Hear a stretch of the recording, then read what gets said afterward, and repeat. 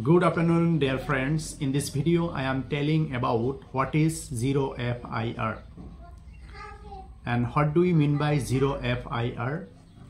The Bharatiya Nagarik Suraksha Sanhita includes the provision for Zero FIR, which allow victims to file a first information report at any police station regardless of the crime's location or the police station's jurisdiction.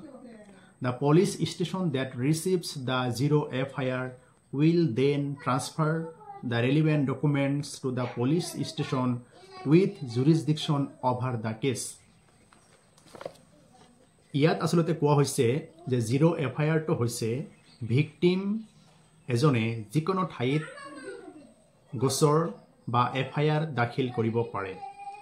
এতিয়া ধৰা হোক এটা অপৰাধ সংঘটিত হৈছে গুৱাহাটী মহানগৰীত আৰু ভুক্তভোগীজনৰ ঘৰ হৈছে গোৱালপাৰাত।